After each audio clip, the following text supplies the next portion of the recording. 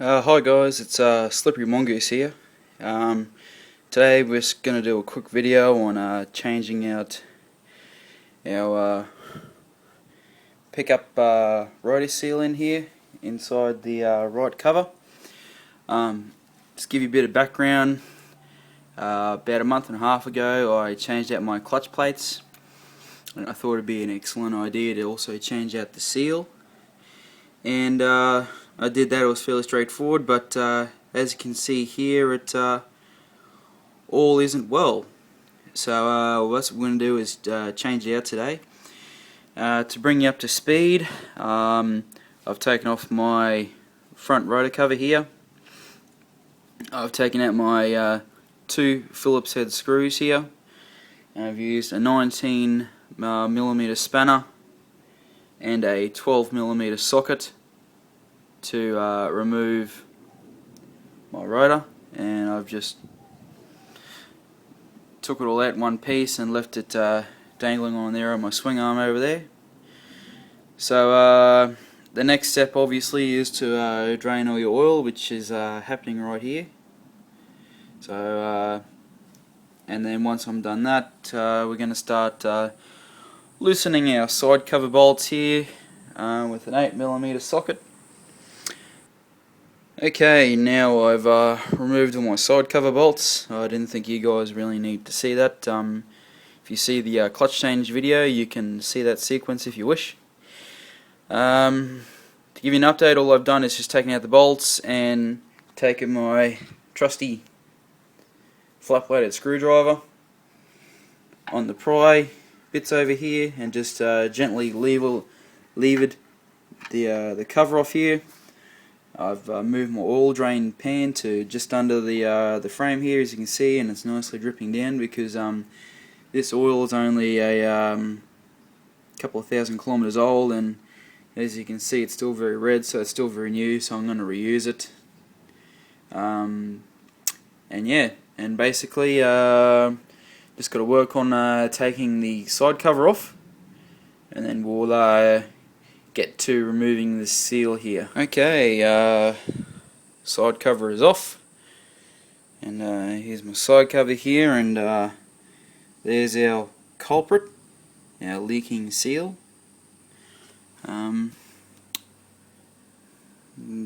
There's our I'm calling it the rotor shaft for all intents and purposes. Looks to be in fairly good nick. Just cleaning it up a bit. Yeah, don't know why it's leaking, but anyway. So I'll just go ahead. I'll clean up my gasket surface very quickly on the block here and on the side cover. I had hoped on reusing my gasket, but that little rip up there put a stop to it. So yeah. Anyways, I'll clean that up, and we'll get on to changing out this seal. Okay, so just quickly, I've got some 80 grit emery paper here. This is what I use for cleaning up my gasket surfaces. So I'll just lightly rub it over. I won't go through the entire painstaking process with you guys now, because I'm sure everyone knows how it's done and how it can be. I mean, if you have a gasket scraper or a razor blade or something, you could use that too. I mean, that's just as good. When I changed my clutch here, I actually used a rip and strip pad attached to a 7-inch grinder, and that brought up the surface here, as you can see. Brought up very nicely, and yeah, I had no leaks whatsoever when I put it all back together. I grab my trusty micrometer here and just have a quick measure of the shaft the seal sits on here, just to make sure it's when I buy the new seal, it's going to work for us.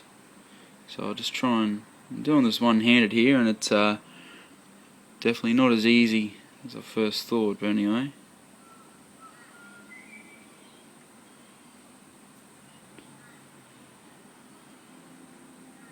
So I'm going to measure it right on where its seal runs. So we'll just lock him in place, pull him off.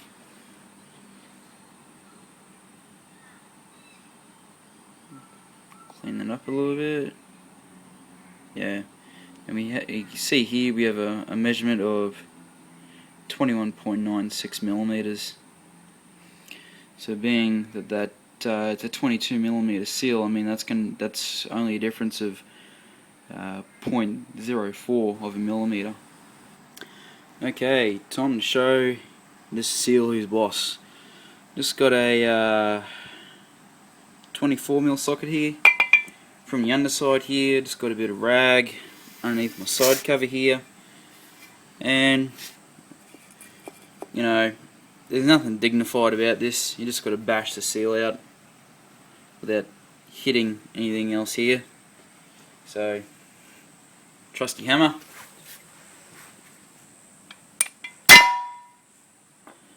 Like so. Seal's out. We just have a look inside here. The light's not ideal, but seems to look alright. And as for the seal,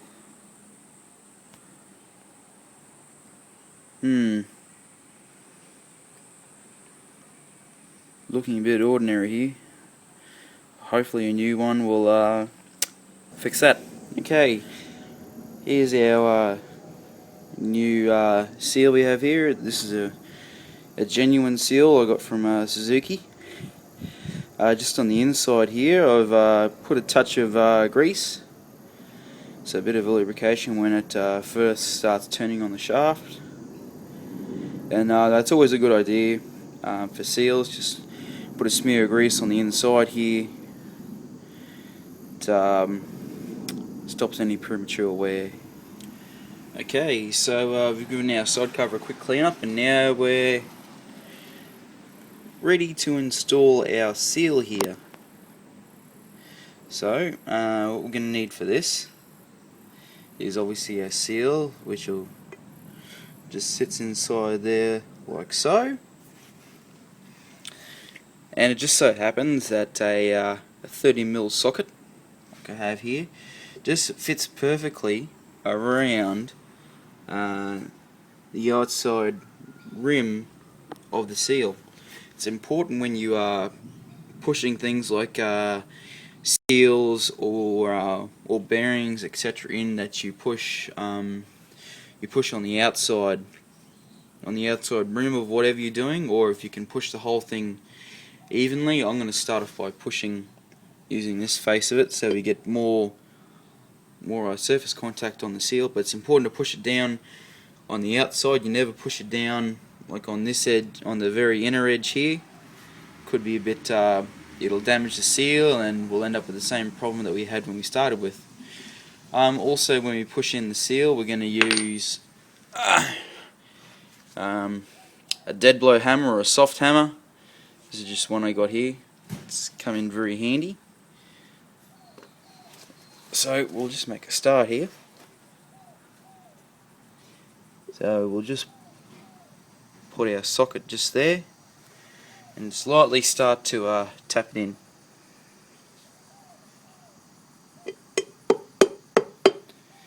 And we just readjust it to make sure it's in the right place, because we don't want to be pushing on one particular side and get the seal crooked. A little bit crooked over there, but that's alright. So it's pretty much even now.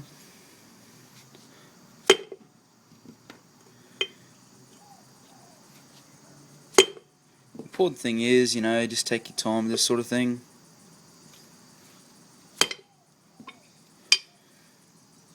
There's no rush for any of this. Now we'll switch to the outside so we can push the whole thing down.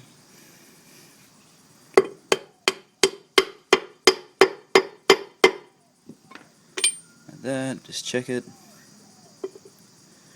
It's looking good. Just continue.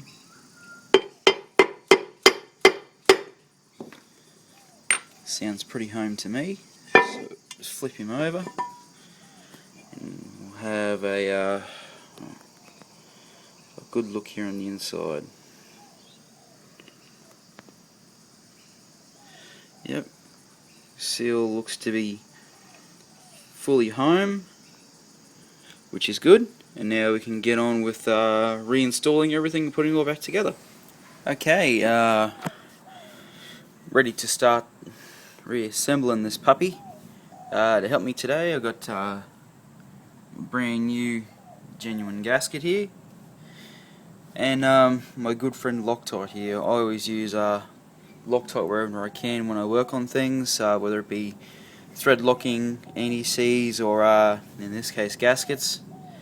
So what I'll do, I'll give everything a quick once over with the Loctite, sit our gasket down on it, add another layer of Loctite around it, and then we'll put it on the bike.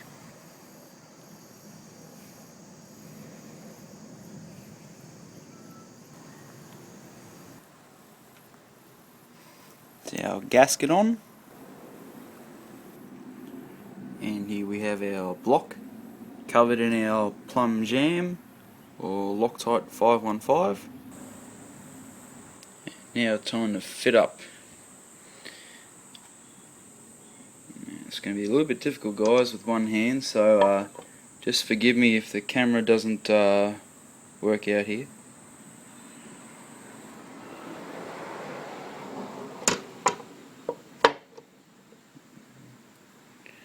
We fit onto our shaft here with our seal. Okay, so our side cover is fitted back on. The seal and the shaft in there looks really good. Everything just needs a light tap with a hammer just to have it home. I'll just sort of quickly show everyone. This is the technique that I use for tensioning up these tiny bolts here. I haven't got a torque wrench that goes to the lower end of the scales where these bolts need their tensioning. So instead of that, first thing I use is I put a drop of Loctite over all the bolts, and it's just a drop because that's all you need for the thread locking to occur. And so what I do, I tension the bolt up like so. So it just starts, so you feel resistance, and then if you can see my wrench here, I just give it maybe not even a quarter turn, just a firm nip. Same again, probably from about the 5 o'clock position down to 6 o'clock here, and that's what I pretty much use to tighten up all my side cover bolts and all the tiny little bolts around here that my torque wrench can't get down to. Okay, I've just installed my pickups and a little wire here for the oil pressure sensor. When I first took my cover off, I actually found this wire dangling down here. It wasn't actually touched the oil pressure sensor. Sort of had a little bit of a moment there of, oh, okay. But there was always plenty of oil in the bike to, I knew it wasn't going to cause any real problems. So to cure that, I just put as always, a drop of Loctite on these little bolts here, just to make sure they won't come undone. And now we're going to put our rotor back on. We've got him sitting down here, and there's pretty much no way you can really muck this up because you have there's a small pin in there, or a dowel in there. You can probably just see it, and of course mates up perfectly with that. So there's no real way to really muck this up, because it's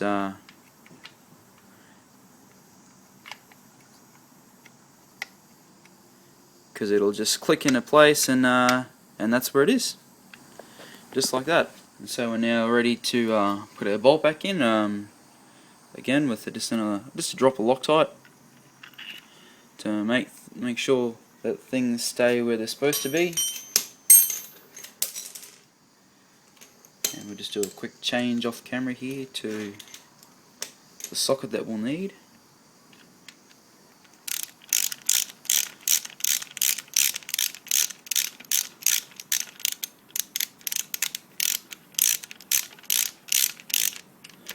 Okay, so we've got some tension on there now. So we'll grab our 19mm spanner, and luckily, if you're blessed with having Oggy knobs, you can rest your spanner there while you tighten up your bolt. It certainly makes doing things one-handed, holding the camera a lot easier.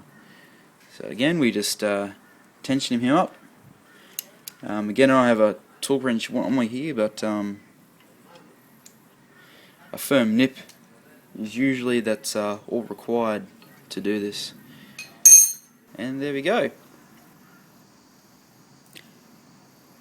So from here, all we have to do is make sure we reinstall our sump plug into the bottom there.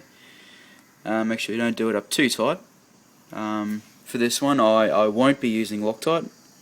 Just a firm nip with your socket will be more than enough, because that's the kind of bolt that's got to come undone more often than the rest of these should. So from here, you reinstall your sump plug, fit your cover back on, and refill the oil to the correct level, and put your hoses back into their clamps. Make sure they're all routed correctly, and yeah. So yeah, this is Slippery Mongoose. Thanks for watching. Any questions or queries, go to gstwin.com.